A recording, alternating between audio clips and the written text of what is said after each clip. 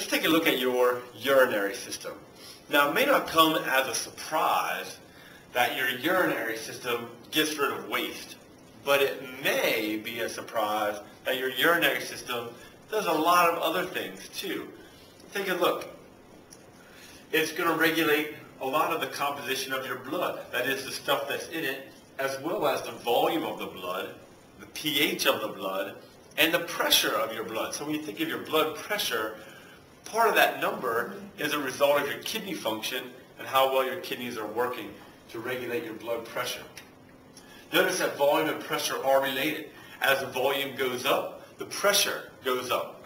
As the volume goes down, the pressure goes down. So as your kidneys are either retaining water or getting rid of it, it's going to have a dramatic impact on your blood pressure. Also, your kidneys regulate your pH.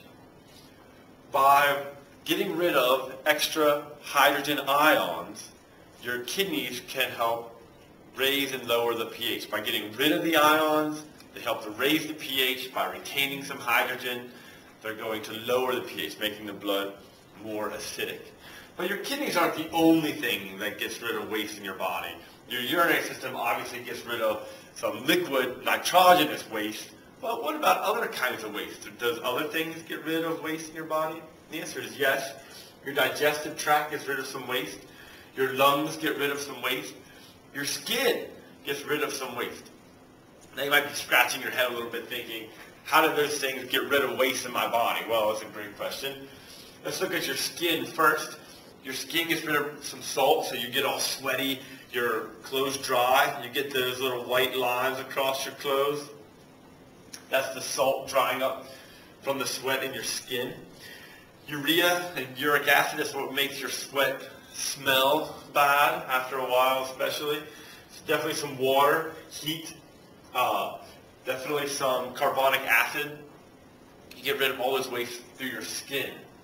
Your lungs also get rid of waste. Carbon dioxide comes to mind, but also some water and heat.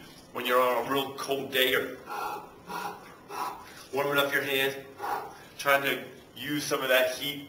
When you have glasses, you might blow on them to get some water on there to wash them off. Of course, your digestive tract gets rid of solid waste. We call that feces. And then, of course, your kidneys and your urinary system gets rid of nitrogenous waste, ammonia, urea, water, ions, salt, things like that.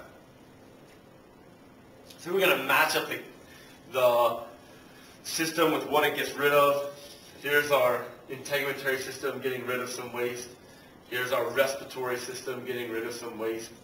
Our urinary system getting rid of some waste. Our digestive system getting rid of different kinds of waste in our body. But it's the kidneys that are the primary organ. The kidneys are the primary organ. So the kidneys do most of the work, filtering, and then the ureters are just going to transport that urine. The urinary bladder is going to hold it, and the urethra is going to be the way that it exits out of the body. But it's the kidneys that do the primary work. The rest of the things are just going to be transporting or holding. So the kidneys, ureters, ureter, urinary bladder, urethra. Here again, we have some of the main kidneys, organs. Ureter, kidneys, urinary bladder, ureters, urinary bladder, and then the urethra. It's the kidneys that do most of the filtering. So that's the kidneys here. A, the kidneys. And then the ureters are going to transport the urine from the kidney to the urinary bladder and then out of the urethra. So again, it's the kidneys that do most of the filtering. They're going to produce the urine. They're going to do most of the work. The ureters are just going to transport the urine from the kidney to the urinary bladder. The urinary bladder will store it, and then the urethra will transport it from the outside of the body. So let's say you were all interested in urine, and you thought, oh, if I could just make my own urine, what would be in that concoction of urine? Like, what would it be made of? What would it consist of? So some of the main parts that you would expect would be also expect to have some water. In fact, lots of water would be in your urine. In fact, the more water, the better. You would also expect some carbon dioxide, especially in the form of carbonic acid, and you would expect some inorganic salts. So let's say you concoct this urine, and a younger sibling walks into the room and they see that you have this concoction. They, oh, lemonade, great, and they take a sip. If they were to taste it, how would urine typically taste? Well, if it has these things in it, you might expect it to taste a little bit sour.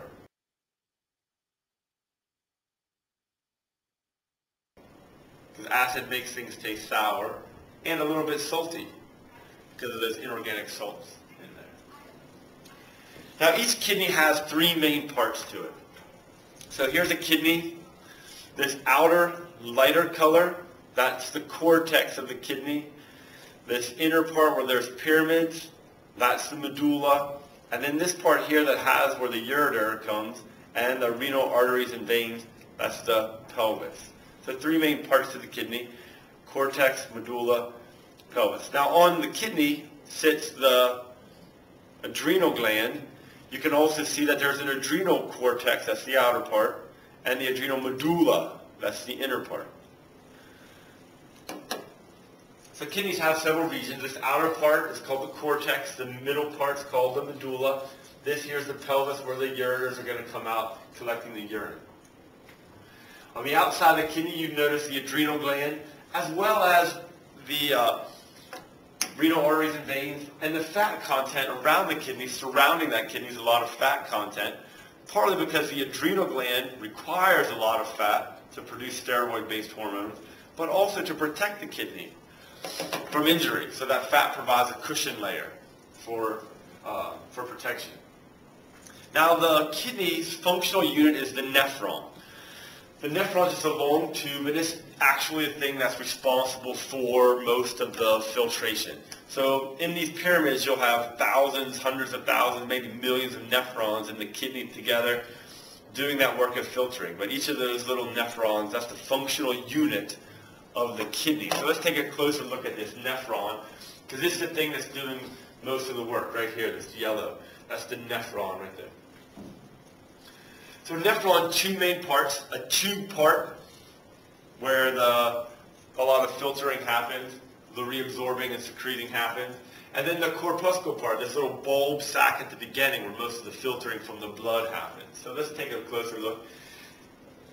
Here's the glomerulus, the filter part, the capsule, corpuscle part, this sac at the top, and then all this is the tube part. You can see how it's a long, kind of bent around, convoluted looking tube. So here's the corpuscle part, and then the tube part.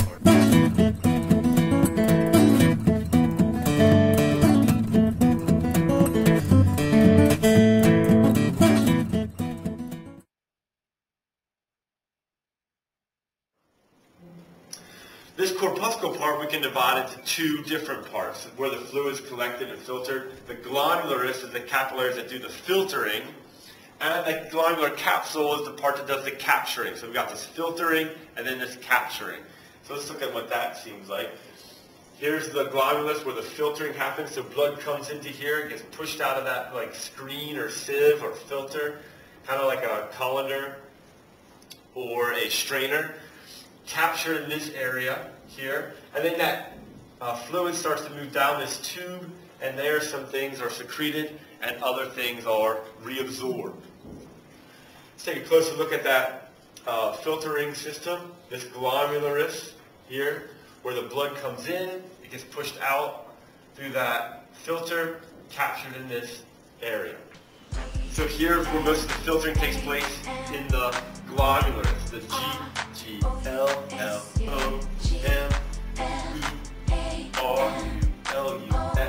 glomerulus. We're doing the filtering. I kind of would like an analogy to help me remember. So here's what I think of when I think of the analogy for the filtering of the nephron, the glomerulus, glomerular capsule, and the renal tubule part. So let's pretend you're making some pasta. You have the pasta in the hot water. You dump the pasta out of the hot water into the strainer. The pasta stays in the strainer. The water comes out. Now, if it were to go out onto your kitchen sink, it would just create a big mess, like the kitchen countertop. So if I have this in my kitchen sink, then it'll be collected in this area here, the glomerular capsule area. From the sink through the drain, the bend in the drain helps me remember the tubule part. So the drain is the tube, the sink is the capsule, and the strainer is the glomulus. Now I like this bend in the tube because it reminds me of the bend in the nephron loop. I also like it because this has a trap where some things, if they got lost down the sink, let's say you drop your ring down the sink, it'll be stuck in the trap. You can rescue it again. Just like in the renal tubule, you can your body rescue some things that it might want to get back, like some water or some sugar or some things it's trying to reabsorb back into the body. Let's take a look at how that works. Here's where the filtering happens. The fluid now moving through this long tube. Some things get reabsorbed down around this loop here and the distal end now. Some things get secreted. Let's take a closer look at that. But the secretion, that's where we're going to get rid of the bad things. Get rid of the bad things. Get them out of the body. Reabsorption, let's try to keep some good things that we don't want to waste or get rid of. Glomerular filtration, that's where we're going to filter the blood at the glomerulus.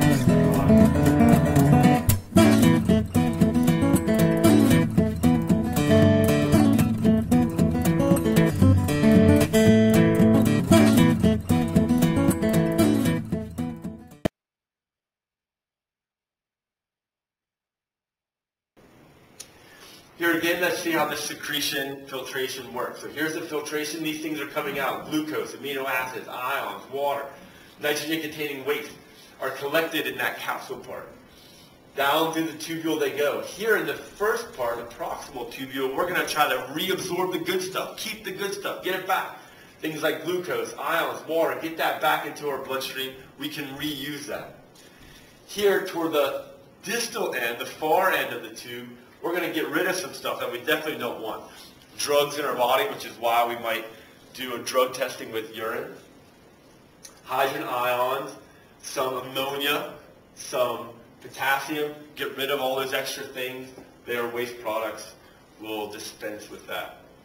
So if I'm supposed to reabsorb sugar here, but there's too much sugar in my blood already and I can't, there's going to be sugar in my urine. We call that diabetes. If there's protein in my urine, then something's wrong here. So here the glomerulus, we have the filtration, and if I have a lot of sugar in my bloodstream and the sugar can't be reabsorbed here, then we call that diabetes. Here, we're going to get rid of some things like drugs, which is why we might do a drug test with urine. What about like a pregnancy test then? Well, when that embryo is developing, it releases a hormone. That hormone travels around the mother's blood. That hormone then can be tested. We can test for the presence of that hormone with a blood test. That'll be a positive pregnancy test. Or it gets filtered out here and in the urine, and it can cause a positive pregnancy test from urine. Now the kidneys do help regulate pH. Here's how. One way is by reabsorbing bicarbonate. Bicarbonate is a buffer that keeps the pH range from moving very dramatically around in your body. The other way is by getting rid of things like extra hydrogen ions, like too much hydrogen. So if there's hydrogen, that's going to cause the pH to go down, make it more acidic. So we get rid of that. It's going to make our urine acidic, which is helpful because it helps clean out our urinary system and prevent urinary tract infections.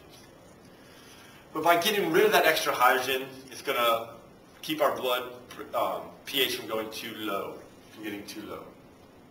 So here again, we're going to reabsorb some things that we want. We're going to get rid of some things that we don't in that tubule. Some things that we want to keep, we reabsorb. Some things we want to get rid of, we secrete. Now, hormones can control your kidneys. So, for example, the antidiuretic hormone helps to regulate how much water your kidneys retain. So antidiuretic hormone helps to retain water. Diuretics are things like coffee and tea that make you pee. Antidiuretic is the opposite. Instead of making you urinate more, it retains that water more.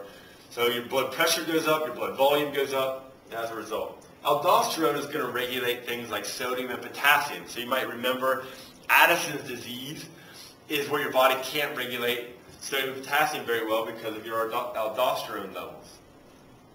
So like JFK had problems with Addison's disease, which is related to this aldosterone hormone. So here's an example of how antidiuretic hormone works. We're going to stimulate the kidneys to increase their permeability to water and collect more of that water. Water goes from the filtrate back into the blood volume goes up, the blood pressure goes up, the urine formation goes down.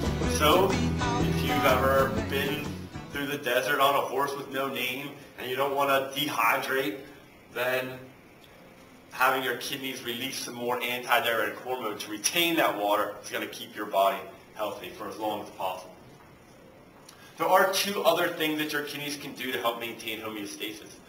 One is release erythropoietin. This is going to target red bone marrow to make red blood cells. So your kidneys have a large role in the amount of red blood cells that you are producing. Your kidneys also play a role in transforming vitamin D into a usable form, something you can actually use. So your skin helps to do that. We typically drink vitamin D and vitamin A and D milk, but your kidneys can help transform the structure of the vitamin D into something that's usable for your body. Now what if your kidneys don't work? What if they aren't working like they should? We call that renal failure. Mostly that's a problem in the glomerulus, that network of capillaries, in these nephrons. That network of capillaries isn't working like it should be. Rather than holding back the things it's supposed to, it might be allowing really big molecules to get in, like proteins, for example. Things that shouldn't be there. And it's not filtering as much as it should be. So think of the strainer with all the spaghetti. Maybe it's getting too clogged up and the water's not able to flow through very well. So it starts to back up. We call that kidney failure, your renal failure. Your kidneys aren't working like they should be working. So to fix that, one of the ways that we'll try to help fix that problem is with dialysis. So we'll get some plastic dialysis tubing, just using the principles of osmosis and diffusion. We'll try to diffuse some of the waste products out and try to rescue some of the good things for your body. But it's just a way to try to clean the blood as best as possible. Although your kidneys will work 100 times better, it's just a mechanical way of trying to clean out your blood a little bit. Dialysis. In order for you to urinate, some of it is voluntary, some of it's involuntary. So as the urine travels down the ureters into the urinary bladder will begin to expand. When it does, it sends a signal to the brain.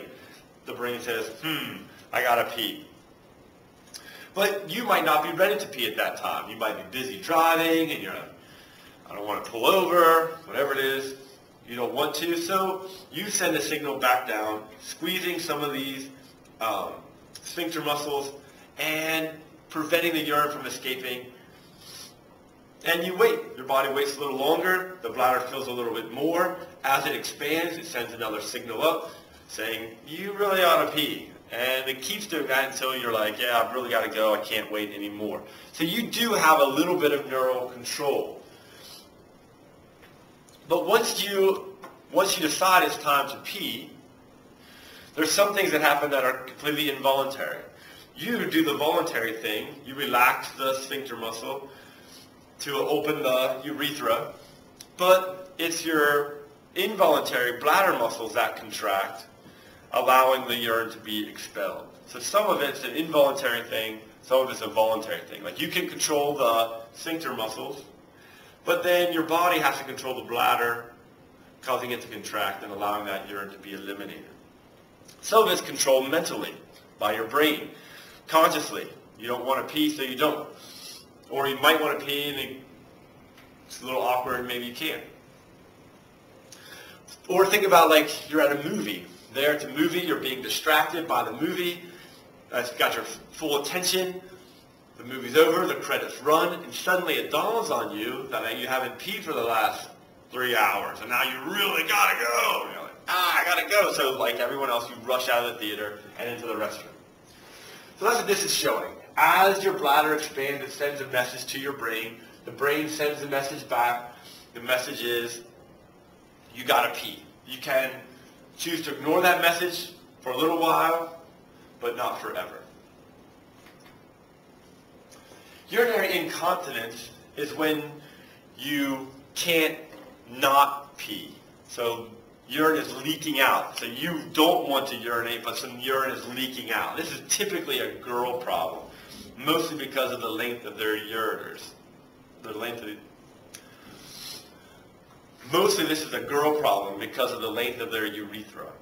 So there you are with all your girlfriends, and you're having a great time, and you're laughing and joking and having a wonderful time. There you are, and someone cracks a joke, and like, and a little bit of urine leaks out. Because you laughed so hard. That's typically a girl problem, incontinence. Retention is typically a guy problem, mostly because of this prostate gland swelling up, making it very difficult for the urine to get into the urethra. So that, among other things, is typically a guy problem, urinary retention. So there you are, and you want to pee. And you can't, or not pee as well, or with as much force as you used to. Urinary retention. One of the things to point out about the urinary system is urinary tract infections. For a guy, that's not typically a problem because the urethra is fairly long. So if you were a bacteria trying to get into the urethra, here's the starting line. Let's say you go 2 inches. There you are. And just like the itsy bitsy spider trying to climb up the water spout, when the guy pees, typically that bacteria might get washed out as well. But if you're a girl, it's a little different problem. Mostly because the urethra is not very long. Instead of the starting line being down here, now the starting line is way up here. So for a bacteria to go 2 inches, they might go right into the urinary bladder, causing a urinary tract infection or even a bladder infection now if they're in the bladder. Worse, notice the location of your rectum compared to your urethra.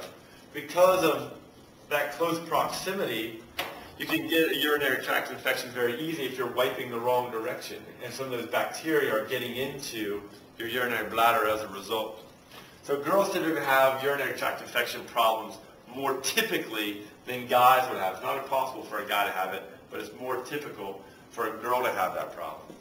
The problem with the urinary tract infection is that the infection can get into the bladder, and then from the bladder, that bacteria can travel up the ureters and get into the kidneys, and that's a really bad infection if it gets into the kidneys. So what are some things not rated about the blood? Definitely the color, not the color of the blood. The color of urine would be, but not the color of blood. Which does the skin eliminate? In this case, definitely salt. Which is not a region of the kidney. The nephron's not a region, that's a part of the kidney. So thank you for watching. All about the urinary system.